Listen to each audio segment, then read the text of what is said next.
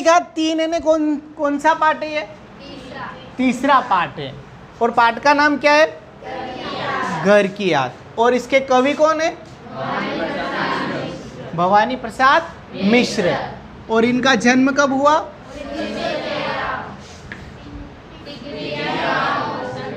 मध्य प्रदेश। और निधन कब हुआ? 1900। अब इनकी दो रचनाएं, गीत फरोश और बुनी हुई रस्सी। अब देखिए, घर की याद जो है ये कविता है और इसमें से भवानी प्रसाद मिश्र हैं। ये कहाँ रहते हैं? जेल में रहते हैं। कहाँ रहते हैं? जेल में रहते हैं। और जेल में क्यों रहते हैं? क्योंकि इन्होंने जब अपना देश आज़ादी की ओर बढ़ रहा था उस समय इन्होंने जो आंदोलन हो रहे थे अपने देश के लिए उसमें भाग लिया। भाग लेने के बाद इनको क्या है कि जेल में बंद कर दिया। तो वहाँ से इन्होंने घर की याद नामक कविता वहाँ से लिखी है। तो जब कविता लिख रहे थे उस समय क्या हो रहा था कि पानी गिर रहा था। क्या हो रहा था? पानी गिर रहा था। तो इसमें जब आप पहला पद देखोगे तो पुस्तक में देखिए पहला पद, फिर हम प्रश्न उत्तर लिखवाएंगे। आज पानी गिर रहा है, पहली लाइन यही है। बहुत पानी गिर रहा है, रात भर गिरता रहा, प्राण मन गिरता रहा।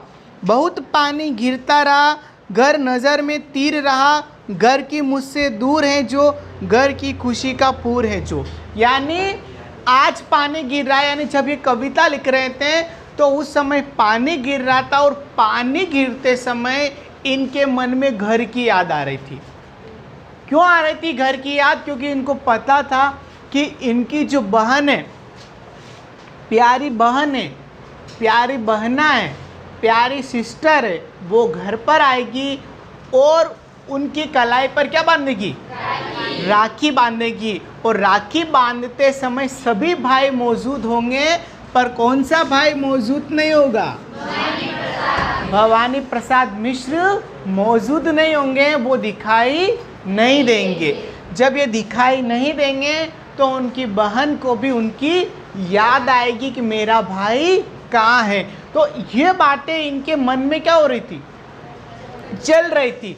जैसे जैसे चलती है बातें और उनको ज़्यादा याद आती है। और जब पानी गिरता है उस समय और उनको ज़्यादा याद आती है क्योंकि पानी गिर रहा है इसलिए। अब इसमें जो प्रश्न है, पहले हम प्रश्न लिखते हैं, फिर पद्यांश जो आईएमपी होगा वो हम आईएमपी लिखेंगे।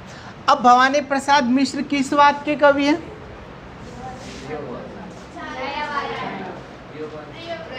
प्रयोगवाद के। कहाँ के हैं? प्रयोगवाद। और कविता का क्या कहा जाता है इनको? क्या कहा जाता है? गांधी कहा जाता है। अब वापिस हम प्रश्नों के उत्तर बनाएंगे। लिखिए पहला प्रश्न।